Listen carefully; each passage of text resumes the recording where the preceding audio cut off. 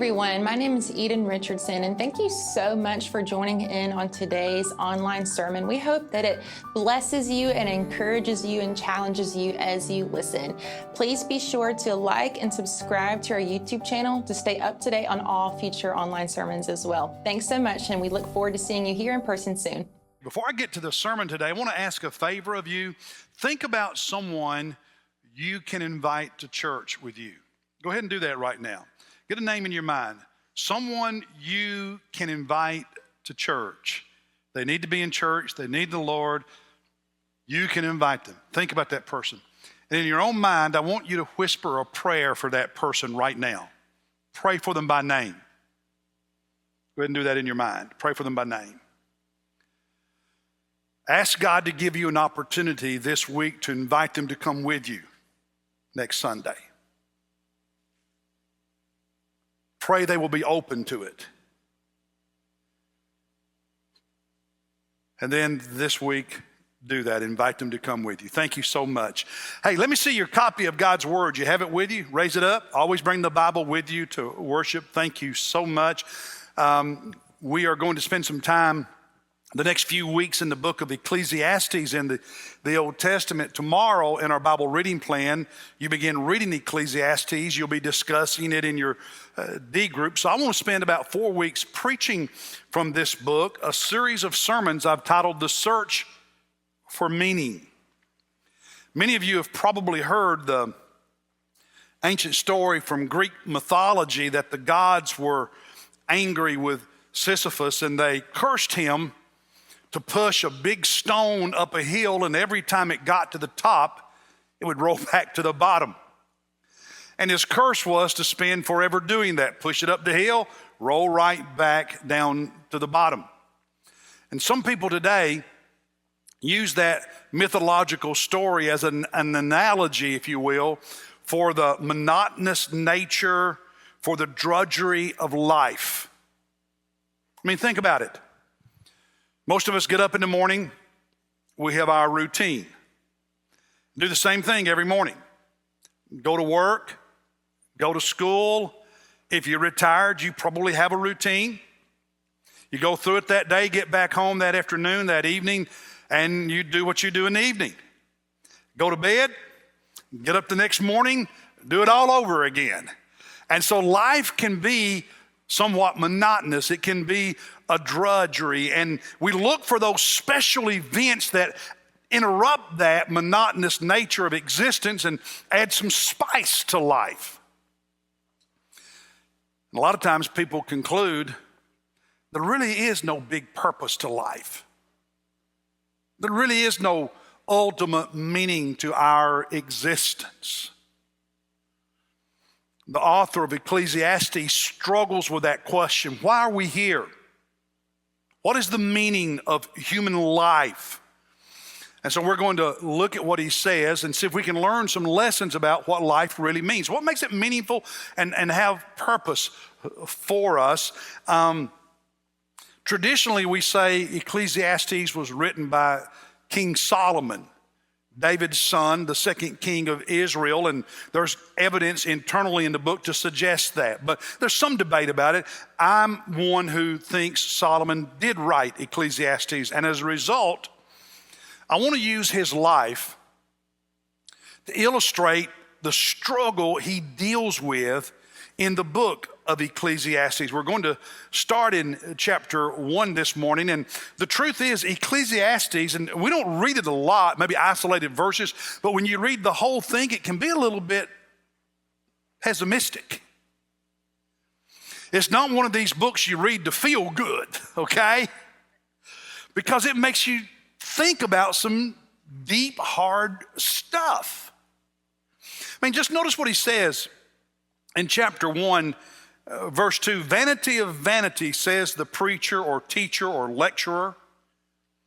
Vanity of vanities, all is vanity. That Hebrew word means at its root the idea of being a vapor or a breath. It speaks to the transient nature of things, how they are maybe hollow or empty, useless, not fulfilling. And he begins this book by saying, when I really look at life and everything in it, it just feels like it's here today and gone tomorrow and doesn't have any real eternal ultimate purpose. Verse 3, what advantage does man have in all his work which he does under the sun? A generation goes and a generation comes, but the earth remains forever. I mean, one day everybody in this room will be dead. Other generations will take our place. And if you go down the line 2 or 3 generations, the reality is probably none of them will even know we existed. But this old earth, if God doesn't put an end to it, if Jesus doesn't come back, will still be spinning on its axis, still be revolving around the sun. And he says when you look at all this from a strictly materialistic perspective, it makes you wonder, why?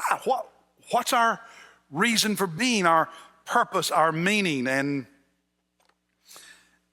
he, in verse 8, talks about how wearisome, I always struggle with that word. Help me, church. Wearisome. Thank you. Everything is. Say that 10 times in a row real fast. But verse 9, look at verse 9. That which has been is that which will be. That which has been done is that which will be done. So there's nothing new under the sun. That's where this phrase comes from. Oh, we talk about all this technology is new. No, it's just new ways of doing the same old, same old. When I was a kid, we had party line telephones in the house. Okay? You go back in history far enough, how did they get the news? How did they talk to people? They actually went and visited somebody, wrote a letter. Monique and I have a box of love letters we wrote when we were dating because it was too expensive to call long distance. Used to go to the village square to catch up on the latest news. There used to be this thing everybody read every day called a newspaper. This is not, it's new technology, but it's just new ways of doing what people have always done. I mean, life today is like it was 2,000 years ago. Different clothes, different technology, but life is life. There's nothing new. And he says, when I look at that, why are we here? Verse 11.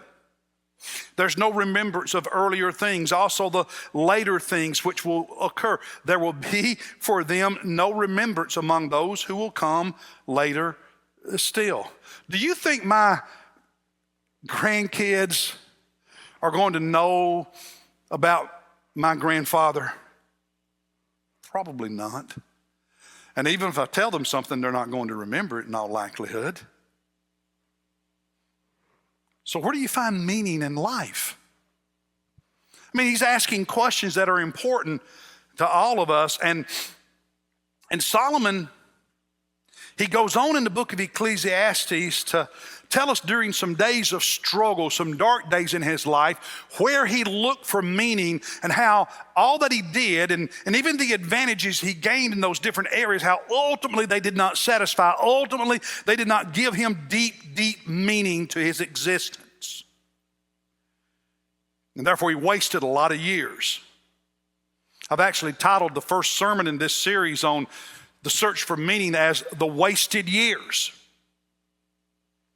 And you think about Solomon, most people just know, well, he was the wisest man that ever lived. He had to have done it well all of his life, but the truth is he didn't. He didn't. He's living proof, you could say, that being wise and being smart does not mean you always make right decisions. It takes more than wisdom to do the right thing, to be happy. Now, he started out great as a young man, as a new king. In fact, before his father, King David, died, knowing that Solomon was ascending to the throne, he gave him a charge. And here's what his father said to him as a young man about to become king. He said, keep the charge of the Lord your God, to walk in his ways, to keep his statutes, commandments, ordinances, testimonies, according to what is written in the law of Moses, that you may succeed in all that you do and wherever you turn. So you can have a blessed life, keep the charge of the Lord, walk in obedience, obey, keep his commandments, etc. And for a while, as a young man, Solomon did that. Excuse me. The book of 1 Kings tells us about Solomon as asleep one night, and he had a dream, and in that dream, God appeared to him. And God said, Solomon, tell me what you wish for me to give you. What do you want? And Solomon answered God, said, what I want is wisdom. Not just wisdom. I think this is really insightful. He said, I want an understanding heart. So that when I make decisions as king, I can make decisions that are good and beneficial for my people. That's a good start. That's an admirable man. He built the temple in Jerusalem where the Jewish people worshiped, their first temple. He built several palaces and other buildings. He became wealthy. The nation of Israel during his reign became, for that region, pretty prosperous. He was able to militarily expand their borders, enlarge their territory, make their military stronger, the country stronger. But then Solomon did what a lot of young adults do. He started drifting. And it started with small sins that later became bigger sins. And by the time you get to his midlife and beyond, he's drifted pretty far from God. And he's abusing his people, taxing them at a rate that just frustrates them to no end. He actually forces certain people groups into slavery to conduct his building projects like the Egyptians had done centuries before. Kings tells us that he married a lot of women. Now, I don't mean 2 or 3 or 4 or 5. I mean a lot. Hundreds. And he had hundreds of concubines, meaning he had a problem, guys. He was addicted. He had a problem. And he married these foreign women from nations that God had told the Jewish people, don't marry women from those countries because they will cause you to leave the God of Israel and begin worshiping their idols. And I want you to look at this verse from 1 Kings chapter 11 about Solomon's wives. It says that his wives turned his heart away from after other gods. And his heart was not wholly devoted to the Lord. Now think about this. The man who built the Jewish temple, who was the wisest man on the planet, gradually drifted from the Lord. Now, he never totally gave up on the God of Israel. He would still go to the temple and stuff, but he wanted to live with his feet in both worlds. And he built places of worship. They were called high places, where people could worship all these pagan gods that his wives worshiped. And he would go there and burn incense and worship those gods, and also sometimes go to the temple. Of course, Jesus said something about trying to love both. You can't do it. Not really. He doesn't accept that. But that's where Solomon ended up, and it's in these dark days that God became angry with Solomon. And the book of Ecclesiastes, I think, is him coming out on the other side at the very end of his existence, realizing that he had wasted all those years. And he writes Ecclesiastes to describe for us his struggle, his journey. And so for the next 3 or 4 weeks, we're going to look at that, learn some things. But I want to begin today by sharing with you the areas where he saw purpose and meaning in life other than God. And let's just be honest, it happens to a lot of us at different seasons in life. You grow up in church, you're a teenager, you're a young adult, and you love Jesus, and then the drudgery of life starts taking over, and the next thing you know, you're distracted, and then there's little sins that get bigger. And your heart becomes less devoted to Jesus and less devoted to the church and less devoted to the Word of God and less devoted to obeying God. And you wake up one day and you realize you've been trying to find happiness and meaning in these different areas. And Jesus is kind of, well, he's over here, but he's just kind of over here on the back burner.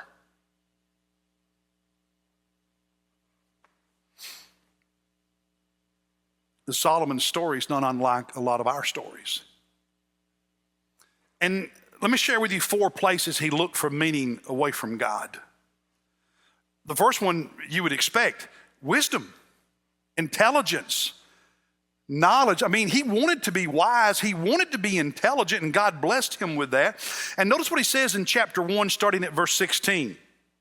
I said to myself, behold, I have magnified and increased wisdom more than all who were over Jerusalem before me. More wisdom than my father David, more wisdom than the pagan rulers of Jerusalem before my father David conquered the city and made it the capital of the nation.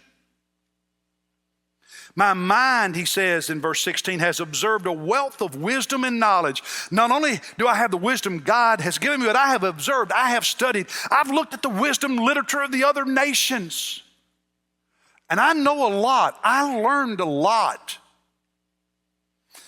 Verse 17, I set my mind to know wisdom and to know madness and folly. I wanted to understand what was foolish and not wise. And I realized that also this also is striving after the wind.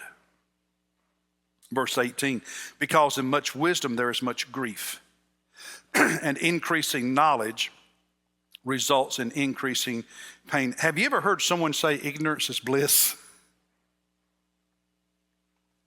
See, sometimes the more you know, the more you realize you don't know.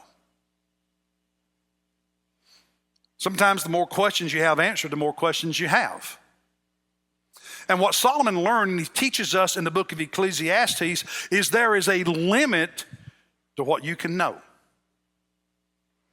what you can understand. And if you're going to find meaning in having answers to everything, you're never going to have meaning, because you will never have answers to everything. No human being will ever know everything. We may make advances only to learn there's still more we don't know or understand. In Ecclesiastes chapter 8, you see here on the screen, verses 16 and 17, when he said, I gave my heart to know wisdom, understand everything going on in life. I tried to figure it all out, what God is doing, all this stuff. And I discovered that even though man should seek laboriously, work hard at learning stuff, he will not discover. And even though the wise man should say, I know, he cannot discover. There will always be stuff you don't know. Why? Because you're not God. You're created in the image of God, but you're not God.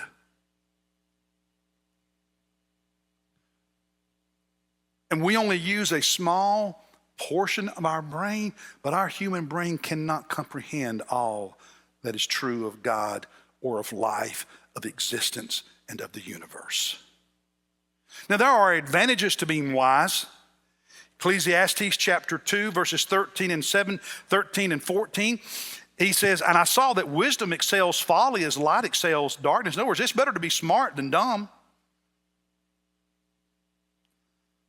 Verse 14, a wise man's eyes are in his head, but the fool walks in darkness. Yeah, you'll make better decisions in the light when you're wise.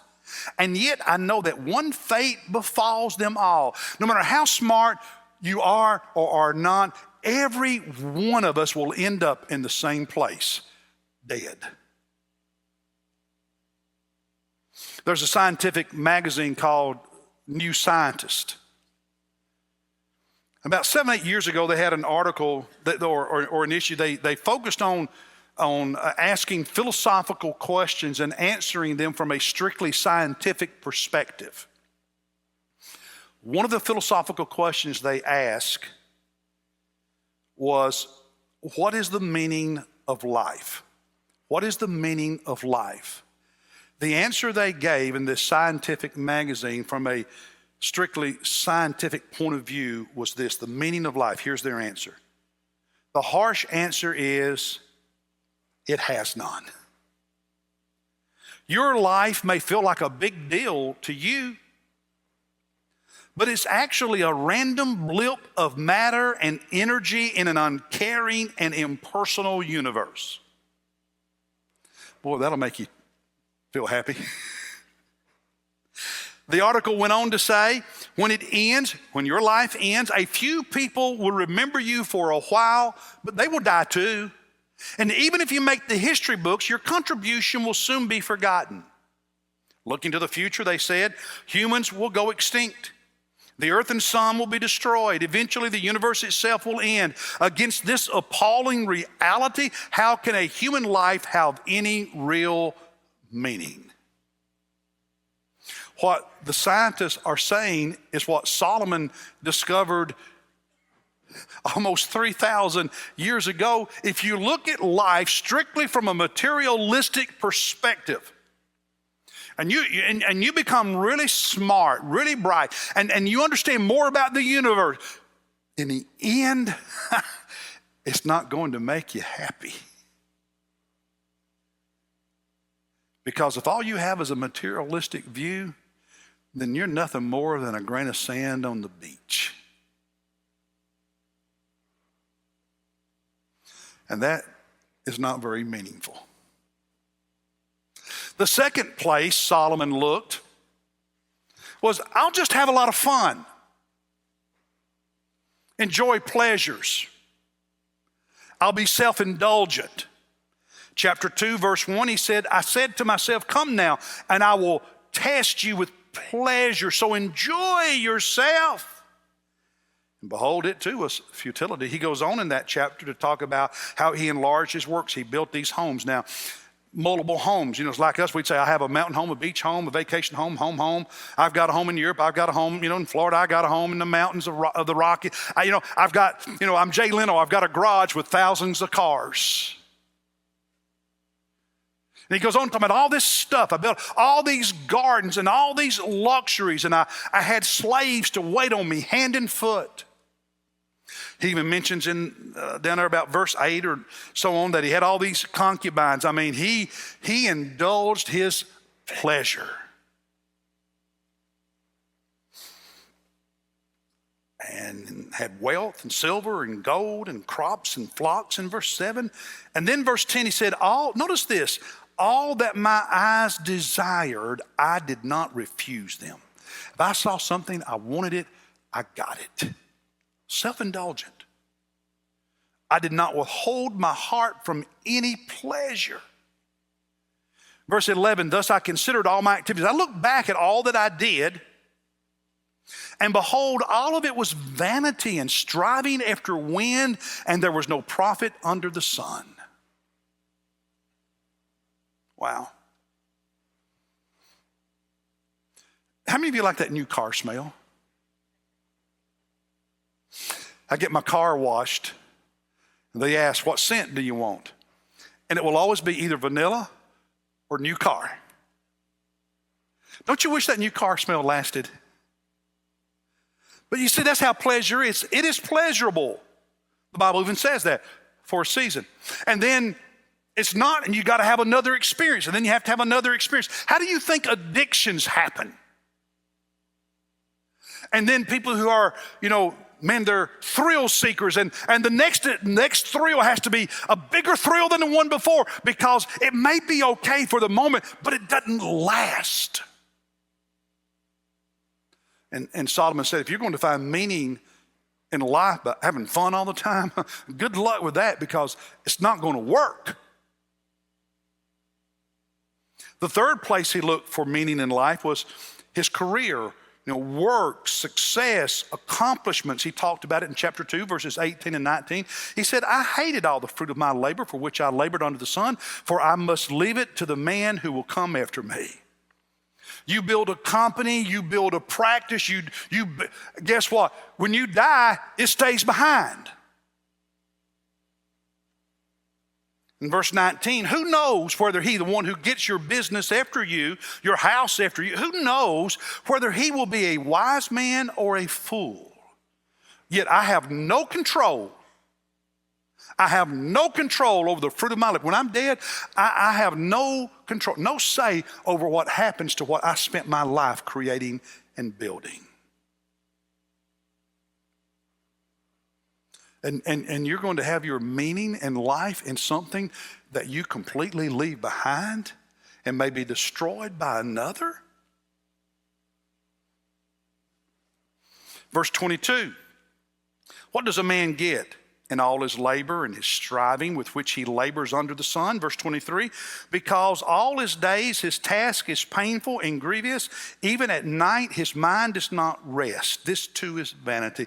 I mean, how many of you are like me? You have a hard time turning it off when you go to bed.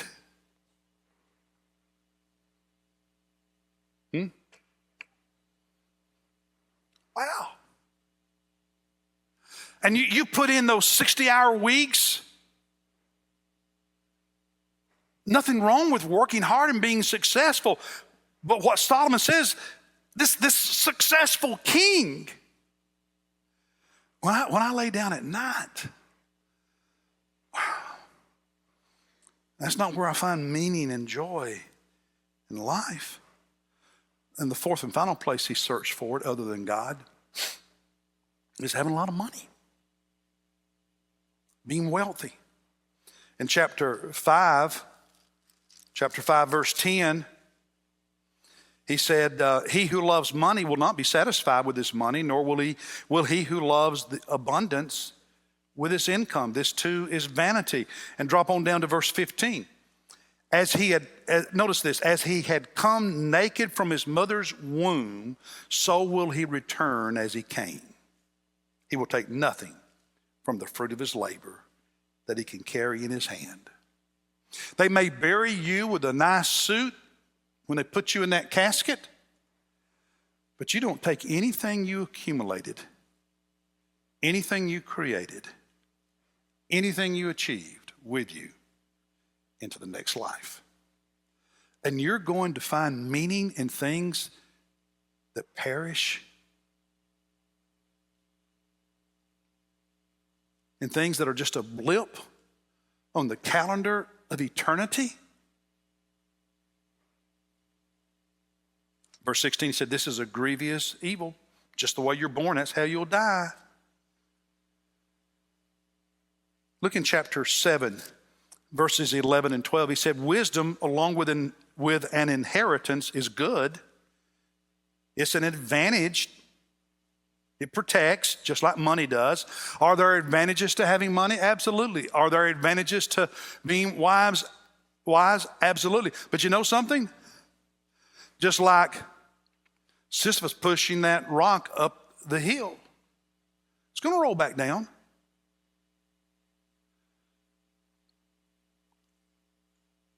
The cells of your body are going to age. Like Steve White said earlier, your hair will turn silver or white or let go. You're going to have wrinkles. Your bones will ache. Your energy will diminish. You will die. You can have fun every day. You can be the richest person, the smartest person, successful person, but that is the reality of everyone.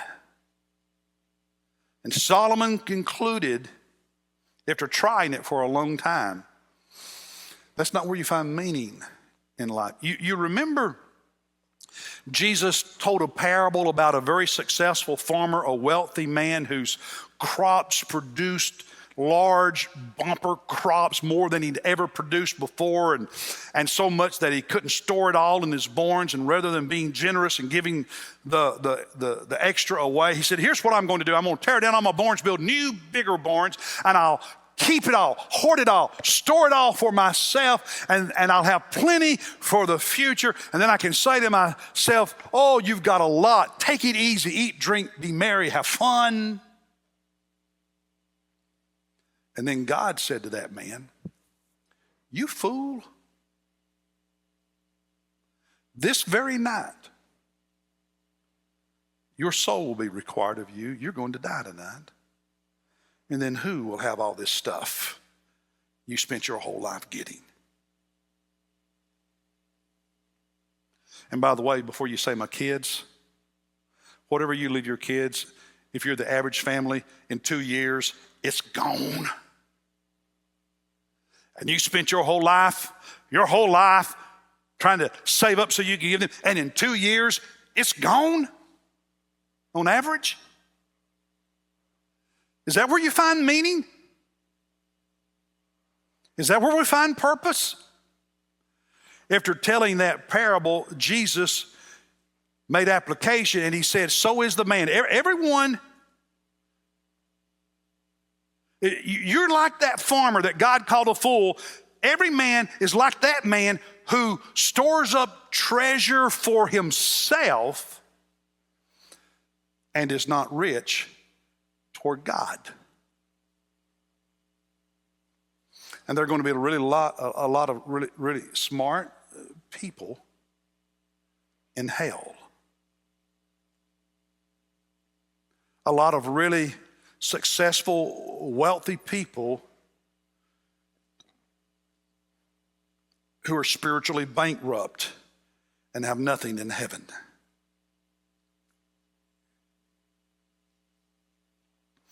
So what is the meaning of life? Now, we're going to look at it in more detail from Ecclesiastes the next 2 or 3 weeks. But for today's purpose, I want to take you back to where we started. That charge David gave to his son, Solomon. Keep the charge of the Lord your God to walk in his ways, keep or obey his statutes, commandments, etc. I wanted to look that up in the Hebrew, and so I did. And when it says keep the charge of the Lord, it's interesting, that word charge really is the idea of being a night watchman, standing guard to see that something important is not stolen.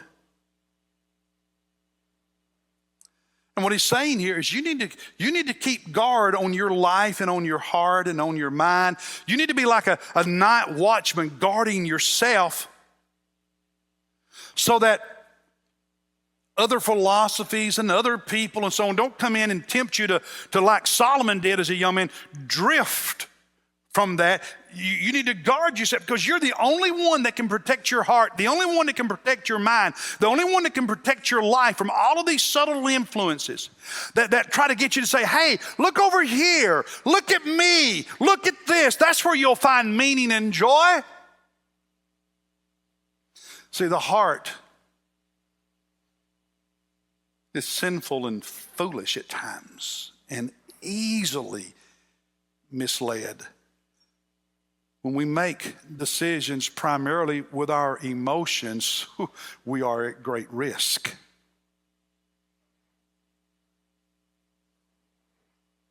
And that's how our culture functions.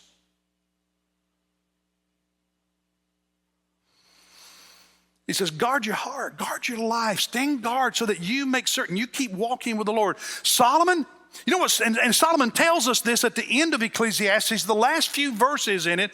He finally, after wasting all those years, realized that meaning was found where he started, and he should have never left that starting point. But in his young adult years, like so many young adults, he drifted from there only to waste all those years and then get to the end and say, wow, man, my daddy was right. If I'd just done what he said, I would not have wasted all these years.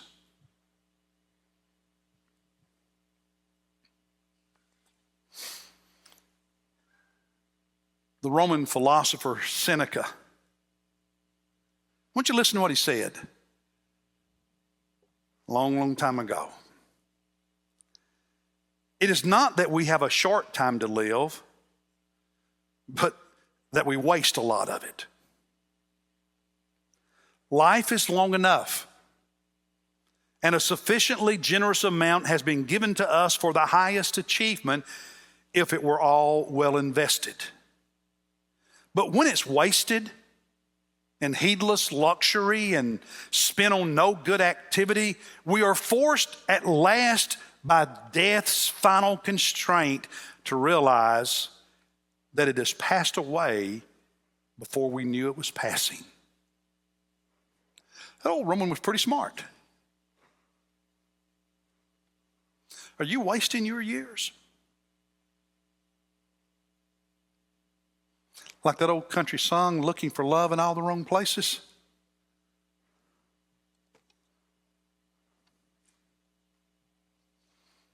Now, that other country song, wasted days and wasted nights.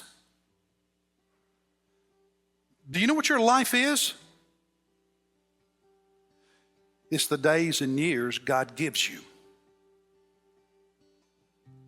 Why will you waste them?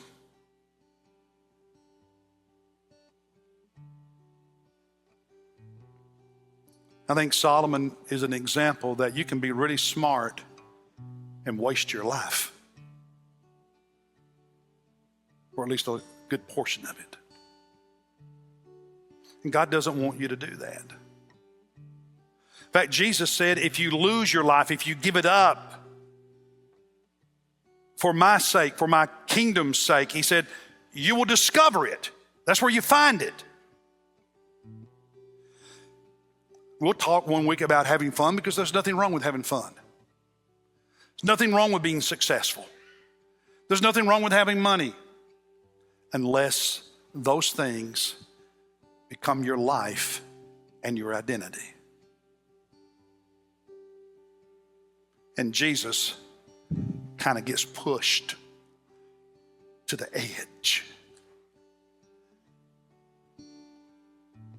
But you see, when you keep your heart devoted to Him, you have fun, but you have joy from another place. You have money, but you don't use it just for yourself. You have skills and talents, but you expand the kingdom by using them for God's glory. And your meaning, listen, your meaning in life is only discovered when you live with eternity in mind. Because if you don't live with eternity in mind, all you have is what the scientists talk about, this materialistic world. And I got to tell you, that's pretty pessimistic.